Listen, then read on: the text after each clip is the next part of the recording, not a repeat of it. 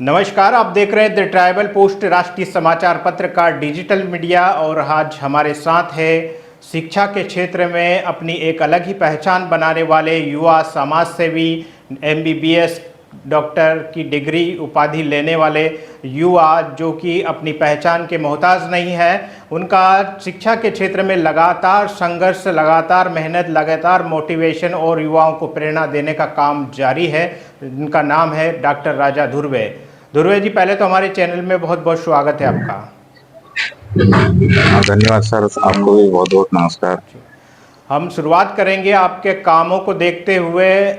कहीं ना कहीं आप जिस ज़िले से आते हैं, जो कि मध्य प्रदेश के बैतूल ज़िला, जो कि ट्राइबल वंचित वर्ग, जो कमज़ोर वर्गों को जो ज़्यादातर पॉपुलेशन है उस ज़िले में, इस तरह से शिक्षा के क्षेत्र में और इस तरह से एक शिक्षा हासिल करना, बड़ी उपाधि लेना और उसके बाद में धीरे धीरे कहीं ना कहीं समाज के जो वंचित वर्ग के जो युवा हैं, वंचित वर्ग के बच्चे हैं, उनको शिक्षा के क्षेत्र में मोटिवेट करना और लगातार उस काम को धरातल पर, ज़मीनी स्तर पर उसको करना एक बड़ी चुनौती है। उसी को आप बखूबी निभा रहे हैं। इसके लिए आप पहले तो हमारे जो दर्शक हैं, पाठक हैं, उनको अपना परिचय दे दीजिए। सर, सबसे पहले नमस्कार आपको। मैं डॉक्टर राजा धुर्वे और मैं बैतूल जिले का रहने वाला हूं और पेशे से डॉक्टर हूं और साथ में एक मास्टर भी हूं। जी जी जी। और लगातार शिक्षा के क्षेत्र में और स्वास्थ्य के क्षेत्र में हम लोग काम कर रहे हैं।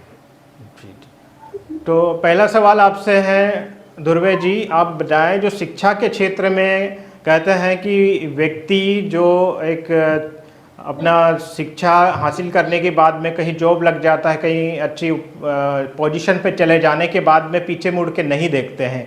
तो आप उस को झुठलाते हुए आप एक पीछे मुड़ के देख के और पीछे जो वंचित वर्ग के हैं, कमज़ोर वर्ग के हैं बच्चे हैं, उनका हाथ पकड़कर शिक्षा के क्षेत्र में आगे ले जाने का काम कर रहे हैं। ये कहाँ से आपको प्रेरणा मिली है?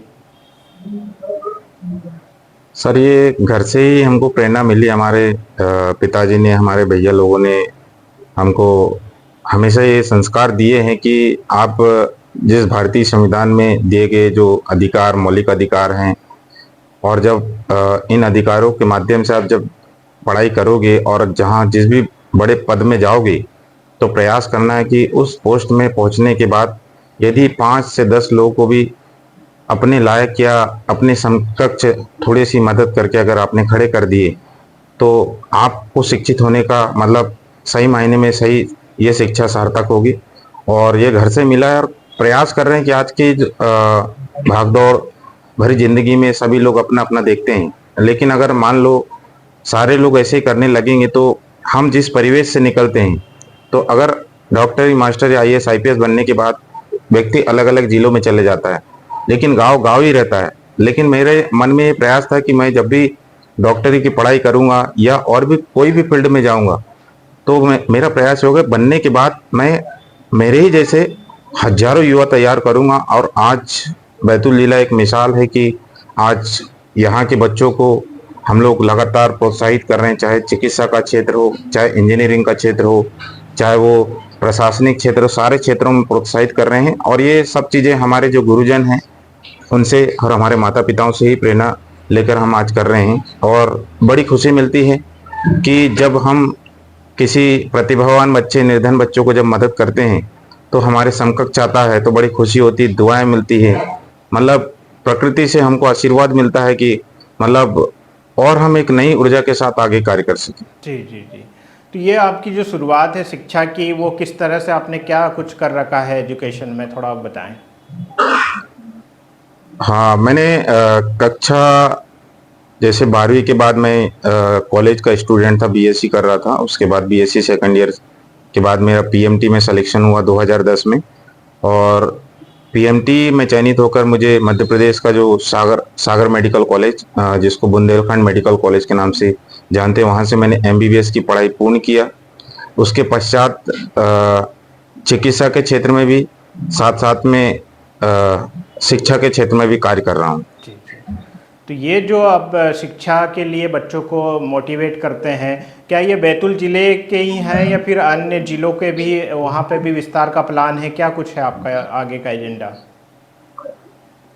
शुरुआती दौर में सर, जब मैं डॉक्टरी की पढ़ाई कर रहा था उस समय तो लगभग जब भी समर वेकेशन में आता था तो कोई गांव के स्कूलों में, हॉस्टल्स में या कॉलेजों में बच्चों को जाके मोटिवेट करता था। साथ साथ में उस समय हमारी कोई पहचान ज़्यादा नहीं थी, लेकिन जैसे जैसे हम लोग जैसे जैसे मोटिवेट करे, लोगों से पहचान बढ़ी और कहीं ना कहीं पेरेंट्सों को और जनमानस को ऐसा लगा कि जो राजा सर कर रहे हैं वो वास्तव में सही कार्य है, हर व्यक्ति को करना चाहिए। तो आज चाहे स्कूल कॉलेज की बात हो, चाहे सामाजिक कार्यों की बात हो, हम लोग जिले में तो करते ही करते पूरे प्रदेश स्तर, पूरे देश स्तर में मुझे लोग अतिथि के रूप में बुलाते हैं और हम बच्चों को मार्गदर्शन देते हैं कि शिक्षा की ताकत क्या है, शासन प्रशासन की जो अच्छी अच्छी योजनाएं जो जो हमारे मानव समुदाय के जो बच्चे हैं, चाहे विभिन्न वर्गों से आते हैं, उनके लिए जो संचालित हो रहे हैं उनका हम लाभ लेने के लिए उनको प्रोत्साहित करते हैं। और नीट हो, चाहे आईआईटी हो, चाहे क्लेट हो, चाहे यूपीएससी हो, इसमें कैसे क्रैक करना है, इनको कैसे क्रैक करना है, क्या रणनीति बनानी चाहिए, कौन से बुकों का चयन करना चाहिए, ये सारी बातें हम पूरे जिले और पूरे प्रदेश और देश के बच्चों को लगातार हम मोटिवेट कर रहे हैं। जी जी बिल्कुल।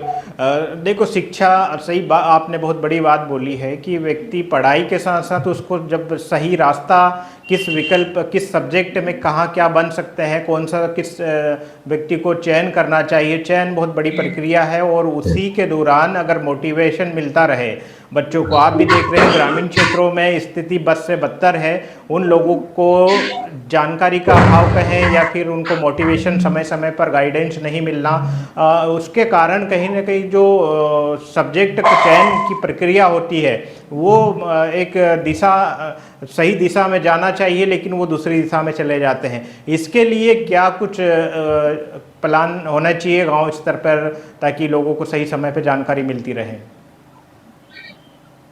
सर, जैसे कि बहुत ही अच्छा क्वेश्चन आपने किया और ये जो क्वेश्चन बच्चों के लिए बहुत ही महत्वपूर्ण है, बच्चों का जो भविष्य या करियर है उससे रिलेटेड बहुत महत्वपूर्ण क्वेश्चन है। क्योंकि हमने देखा जब हम भी पढ़ाई करते थे स्कूल लेवल में, जब हम प्राइमरी से लेके middle, high, higher secondary school या कॉलेज लेवल की बात करें तो आज भी हमारे इस भारत देश में जो विभिन्न गांवों में या ग्रामीण क्षेत्रों में बहुत सारी प्रतिभाएं हैं, लेकिन उनको भविष्य में क्या करना है, कैसे करना है, ये चीजें नहीं पता।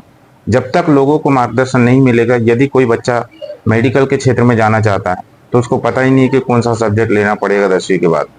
12वीं के बाद यदि पास भी हो गया तो उसको ये नहीं पता होता है कि मेडिकल के क्षेत्र में, इंजीनियरिंग के क्षेत्र में या वकालत के क्षेत्र में या सिविल सर्विसेज के क्षेत्र में कौन कौन से एग्जाम होती है, ये पता नहीं रहता है। लेकिन हमारा जो मुहिम है, मतलब मैं तो वैसे 6वीं क्लास में तो तब से ये मुहिम को मैं चला रहा हूँ। मतलब 6वीं क्लास से काफ़ी काफ़ी एक्सपीरियंस जो है, काफ़ी मतलब हमको एक अनुभव मिला है कि गांव-गांव में जाके जब हम बच्चों को बताते तो आज जो हमारे बैतूल जिले का बच्चा 10वीं के बाद उसको पहले से पता हो जाता है कि 8वीं 9वीं से हम लोग मोटिवेशन करते हैं। तो बच्चे को पता चल जाता है कि 10वीं के बाद अपने को मेडिकल के क्षेत्र में जाने के लिए कौन सा सब्जेक्ट लेना है, इंजीनियरिंग के क्षेत्र में जाने के लिए कौन सा सब्जेक्ट लेना है, लॉ के क्षेत्र में अपने को भविष्य बनाना है तो कौन सा एग्जाम क्रैक करना पड़ता है, और यूपीएससी ये कौन सा एग्जाम होता है, कौन कौन से स्टेज में होता है, ये सारी चीजें हम मार्गदर्शन देते हैं। तो बच्चों का जो जो समय है वो बचता है और कहीं ना कहीं बच्चे आसानी से अपना लक्ष्य को क्रैक करते हैं, हासिल करते हैं। जी। इसके लिए एक दूसरा ये सवाल है कि देखने में आता है कि कहीं ग्रामीण क्षेत्रों में एक तो जो मोटिवेशन का जो जानकारी है वो मिल जाता है, लेकिन जो शिक्षा का जो ज़मीनी स्तर आप बता रहे हैं, आप छठी से ही मोटिवेट करने का इस तरह से मुहिम में काम कर रहे हैं, लेकिन हम बात करें प्राइमरी बेसिक शिक्षा की तो कहीं ना कहीं जो बच्चे हैं वो पहले की तुलना में अब बच्चों का जो आंकड़ा है सरकारी स्कूलों की ओर जाना और शिक्षा को छोड़ना, वो कहीं ना कहीं अब देखने में मिल रहा है कि वो शिक्षा के प्रति जागरूक नहीं है। माँ बाप, पालक या बच्चों में कहीं ना कहीं शिक्षा के प्रति वो जागरूकता नहीं है कि शिक्षा क्यों जरूरी है। तो इसका तालमेल कैसे बिठाया जाए ताकि पालक ज़्यादा से ज़्यादा स्कूलों में बच्चों को भेज सके? सर, सबसे पहले तो क्या, तो कई सारी भ्रांतियां चलती है। मतलब हमने जब गांव-गांव में जाके जब ये मुहिम हम चलाते हैं कैरियर मार्गदर्शन वाला, तो कई पेरेंट्स के अंदर पहले से भ्रांतियां रहती है कि हमारे बच्चों को बहुत पैसा लगता है आर्थिक रूप से बहुत वो लगता है। लेकिन जब हम शासन प्रशासन की जैसे योजनाओं के बारे में बताते हैं, जैसे अभी मध्य प्रदेश सरकार के द्वारा जो सभी वर्ग के बच्चों के लिए मेधावी योजना चलाई जा रही है। मेधावी योजना का मतलब होता है जो 12वीं में जिनका परसेंटेज 75% से ऊपर होता है, तो यदि इन बच्चों को, चाहे वो इंजीनियरिंग कॉलेज की बात हो, चाहे मेडिकल कॉलेज की बात करें, यदि इनको सरकारी कॉलेज में 1-2 नंबर से एडमिशन नहीं मिलता है और अगर धोखे से प्राइवेट कॉलेज में इनको एडमिशन मिलता है, तो इसकी पूरी फीस मध्य प्रदेश सरकार भरती है। ये तो मेधावी योजना की बात होगी। और एक है पोस्ट मैट्रिक योजना। पोस्ट मैट्रिक योजना में इनकम देखा जाता है कि अगर बच्चे को 1-2 नंबर से अगर सरकारी कॉलेज नहीं मिलता है, उनको प्राइवेट कॉलेज में, चाहे वो बीटेक की बात हो, चाहे एमबीबीएस की बात हो या बीडीएस की बात हो, तो उनकी पूरी फीस मध्य प्रदेश सरकार भरती, चाहे कोई भी वर्ग का बच्चा हो। और ये जानकारियां नहीं होती लोगों को, पेरेंट्सों को पता नहीं होती, तो ये डर जाते हैं कि अपने बच्चों को कैसे पढ़ाएंगे, बहुत पैसा लगता है, लाखों रुपया लगता है। तो जानकारी के अभाव के कारण क्या होता है, हमारे जो ग्रामीण क्षेत्र की जो प्रतिभाएं हैं वो अपने स्थान तक सीमित हो जाते हैं। तो हम गांव गांव में जाके शासन प्रशासन की योजनाओं के बारे में भी बताते हैं कि आप पढ़िए, उच्च शिक्षा तक आज निःशुल्क एजुकेशन चलाई जा रही है गवर्नमेंट के द्वारा। तो हमें जागरूक होना है। और दूसरी बात है, कलम की ताकत को हम बताते हैं कि बच्चों को कि भाई कलम की ताकत को आपको समझना पड़ेगा। यदि आप नहीं पढ़ाई करोगे तो फिर जिंदगी भर आप कहीं ना कहीं मजदूरी करोगे, लेकिन अगर पढ़ाई करोगे तो आप कब कहाँ पहुंच जाओगे कोई भरोसा नहीं है। इसलिए बच्चों को पढ़ाने के लिए हम पेरेंट्सों को बोलते हैं, समाज के लोगों को बोलते हैं कि एक रोटी कम खाइए, लेकिन अपने बच्चों को स्कूल जरूर भेजिए और उनको अच्छा पढ़ा लिखा के एक अच्छा इंसान, एक नेक इंसान बनाइए। ये जानकारियां सब हम देते जी, हैं। जी। तो इसी तरह से जो आपकी मूवमेंट है, आप जो चला रहे हैं, इसी प्रकार से एक आप अपने क्षेत्र में और आप जहां तक करना प्रयास है आपका कर रहे हैं, इसी तरह से जो अन्य ज़िले हैं, अन्य ऐसे वंचित क्षेत्र है, ट्राइबल क्षेत्र, दूरस्थ अंचल है, जहां पर योजनाओं सूचनाओं का अभाव है, जानकारी समय पर नहीं मिल पाती, और तो इन लोगों के लिए क्या, किस प्रकार से सामाजिक लोगों को मूवमेंट चलाना चाहिए, किस तरह से प्लान योजना बना के काम करना चाहिए, ताकि वो ज़्यादा से ज़्यादा जो आप बता रहे हैं इस प्रकार की सरकार की योजनाओं को, शिक्षा से जुड़ी योजनाओं का ज़्यादा से ज़्यादा लाभ उठा सके और इस प्रकार से वो आगे बढ़ने के लिए अपना रास्ता तय कर सकें। इसके लिए क्या कुछ कर सकते हैं? सर, जैसे आपने कहा कि सामाजिक संगठनों को भी क्या प्रयास करना चाहिए, तो हमारे जो बैतूल जिले में अगर अपन बात करें या छिंदवाड़ा जिले की बात करें या आसपास जिले की बात करें, तो हमारे यहाँ पे जो सामाजिक कार्यक्रम भी आयोजित होते हैं, तो उसमें एक सेशन एजुकेशन का रखते हैं, जिसमें अतिथि के रूप में कोई ना कोई एक वक्ता आता है जो शासन प्रशासन की योजनाओं के बारे में बताता है। और वहाँ पे भी जब जितनी जन समुदाय बैठती है, तो लगभग हर कार्यक्रम में तो मैं अतिथि के रूप में रहता ही हूँ। वहाँ पे भी मैं बच्चों को मार्गदर्शन देता हूँ, साथ में ही जो पेरेंट्स हैं उनको भी मार्गदर्शन देता हूँ, और जो शासन प्रशासन की जो अच्छी योजनाएं हैं उनके बारे में भी जानकारियां देता हूँ। क्योंकि हमने देखा है कि कहीं ना कहीं क्या होता है कि बच्चों को आज शिक्षा की जरूरत है। शिक्षित होने के बाद वो आर्थिक रूप से मजबूत हो सकता है, सारे प्रकार से मजबूत हो सकता है, लेकिन हमारे अभी जो जो नए पौधे हैं, मतलब जिसको हम यूथ बोलते हैं, युवा बोलते हैं, इन बच्चों को अगर सही मार्गदर्शन नहीं मिलेगा तो ये निश्चित तौर से क्या होता है कि भविष्य में कमजोर हो जाएंगे, उनकी रीढ़ कमजोर हो जाएगी। और इन युवाओं को हम इसी के माध्यम से परिपक्व कर सकते हैं। आने वाले समय में अपने देश के लिए, अच्छे लीडरशिप के लिए इन बच्चों को तैयार कर सकते हैं। ये तभी हो पाएगा, ये मेरे अकेले की जिम्मेदारी नहीं है। मैं और शासन प्रशासन और मीडिया और सामाजिक संगठन, अधिकारी, कर्मचारी वर्ग भी इनका सहयोग करना चाहिए, ताकि ये बच्चे आगे बढ़ सकें।